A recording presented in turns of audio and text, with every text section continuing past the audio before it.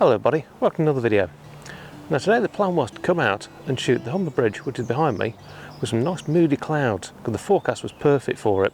I was going to do a bit of a black and white theme to it, but unfortunately the weather had other ideas, and we've got glorious sunlight, some absolutely fantastic sort of shadows being cast around bits and pieces, but unfortunately no good for black and white for the mood I was looking for. So what we've done, we've actually wandered down to Water's Edge Nature Reserve, and we're going to see if we can get any bird shots. But what I'm going to do today, give a little bit of an intro with the Olympus MC-14 1.4x Teleconverter with the 300 Pro lens. So let's come and have a wander.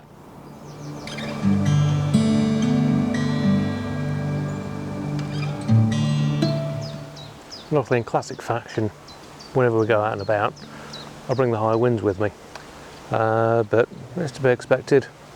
At the moment, we're in between some weather systems, so kind of expecting the high winds, but we weren't expecting all the extra sunlight. But it should be ideal for doing the test on the 300 with the MC-14.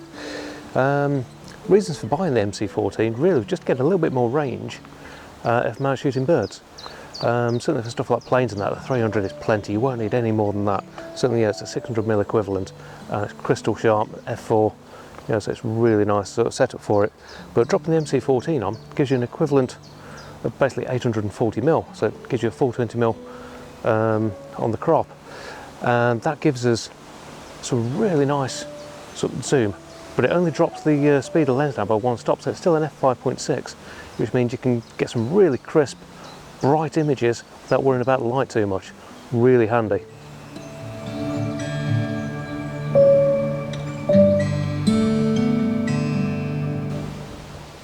So the really nice thing about the MC-14, especially on the 300 Pro lens, is you pretty much lose no image quality at all. It's still crisp edge to edge, and there's no sort of drop off in sort of performance. Focus speed seems to be affected very, very slightly, and it's the microseconds level.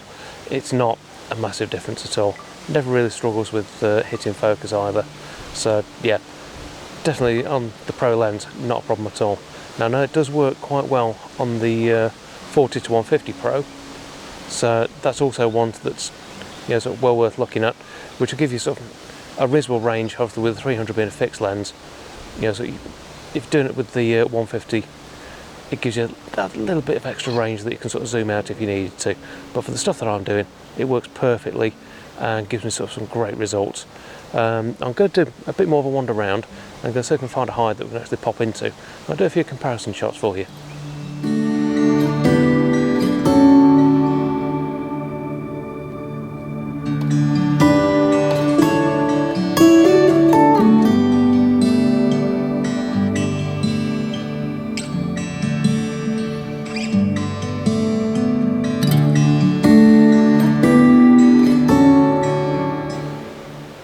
They're not just birds that you can use the telephoto on. It's fantastic for sort of getting insects, butterflies. I've seen a few dragonflies around here as well.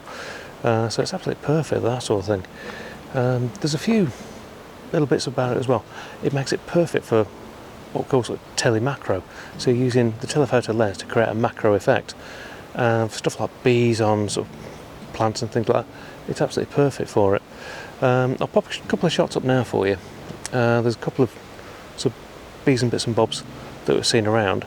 Pop this up. That got what I sort of consider sort of slightly telemacro, but everything's sort of shot at f5.6 on this, obviously at 420mm, which is equivalent to 840. So yeah, gives you some idea of what it looks like.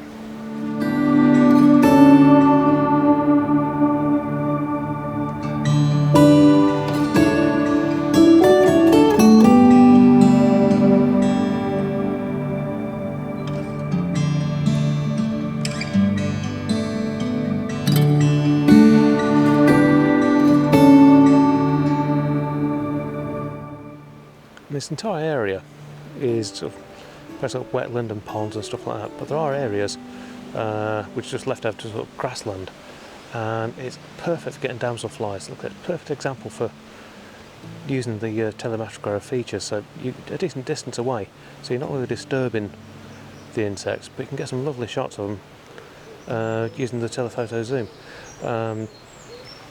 Certainly I've tried it with the 75 to 300 and it comes out well, but with 300 Pro and this MC-14 attached is absolutely glorious. It gets some really good details, and you're not worrying about sort of the problems with the sort of clarity at that sort of level of zoom.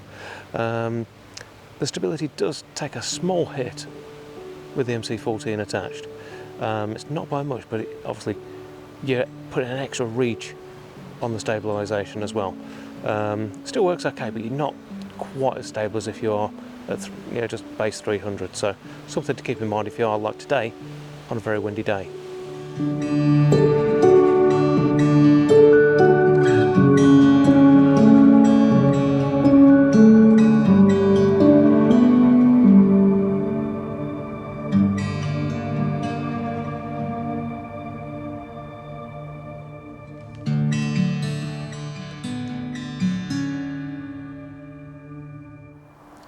So I might not have had the perfect conditions I was looking for this morning to get some nice sort of moody black and white shots, but when you've got views like this, it's rude not to take the shot, even though some of them are a bit cliched. But pop a couple up now for you, let me know what you think.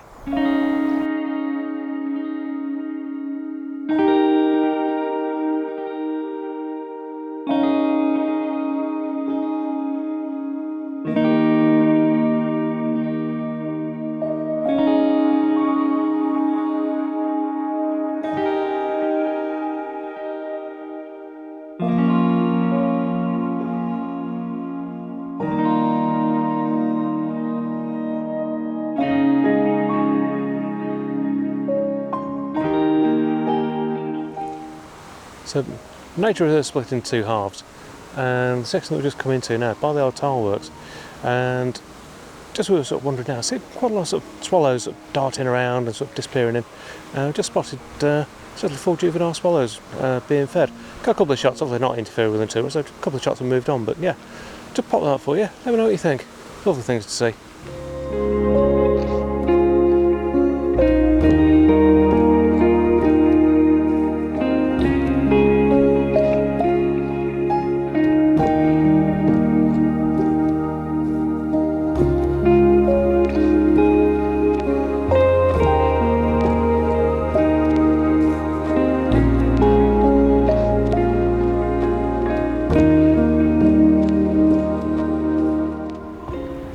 As far as using the MC-14 for birds in flight, kind of a double-edged sword. Yes, it gets you a bit closer, but the problem with getting a little bit closer is you've then got to be more accurate with your tracking.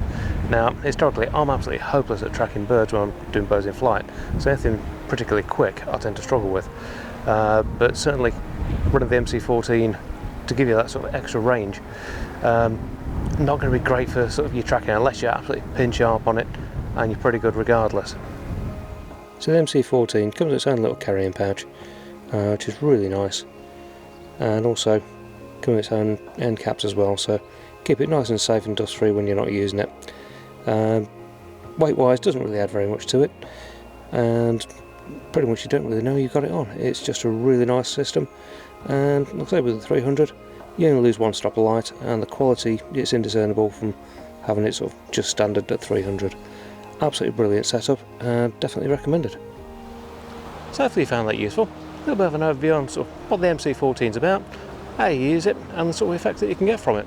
Like I say, it's not all about wildlife. Like I say, we've got planes, we've got so many different things that you can sort of use it for.